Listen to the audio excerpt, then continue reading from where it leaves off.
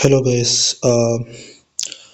Loan few డేస్లో repay చేయకపోతే అది ఎన్పిఏ అవుతుంది అన్నాను కదా, బట్ ఇక్కడ ఎన్పిఏలోకి వాళ్ళు సెండ్ చేయలేదు. ఇక్కడ ఫీ స్ట్రక్చర్ చేంజ్ అయిందంట ఏప్రిల్ 1 నుంచి. సో ప్లాట్ఫామ్ ఫీ స్ట్రక్చర్ ఇలా ఇచ్చారనమాట. సో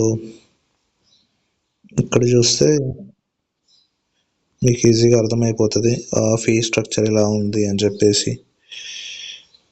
అండ్ ఇక్కడ రికవరీ ఫీ గురించి కూడా ఇచ్చారు.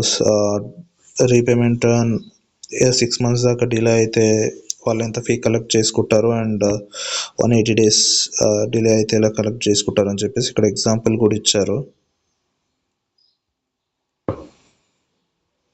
సో వాళ్ళ డీటెయిల్ డిస్క్రిప్షన్ కొంచెం మంచిగానే అనిపించింది, బట్ మొత్తం డీప్గా వెళ్ళి క్యాల్కులేట్ అయితే చేసి చూడలేదు నేను.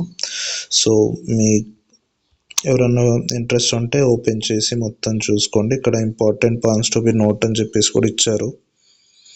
Recovery fee will be deducted in proportion to contribution of the loan. For example, if you funded 50% of the loan, you will be charged 50% of recovery fee.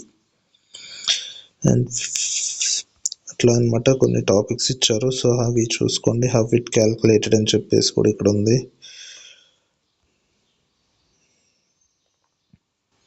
So ఇది అనమాట ఫీ. ఎందుకు ఇది చెప్పాను అంటే, నా పోర్ట్ఫోలియోలో ఇక్కడ ఎన్పిఏ ఇంకా 0 చూపిస్తుంది.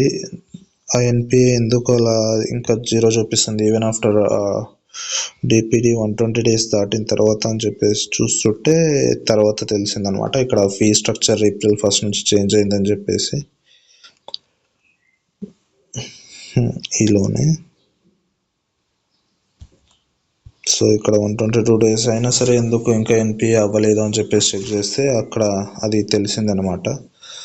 సో అందుకే చెక్ చేశాను. సో మీరు కూడా చూసుకోండి. తర్వాత ఇంకోటి ఏం తెలిసింది అంటే, మిగిలిన పేమెంట్స్ అన్నీ కరెక్ట్గానే అవుతున్నాయి, బట్ ఇంకో లోన్ కూడా 60 days అయింది రీపేమెంట్ చేయలేదు.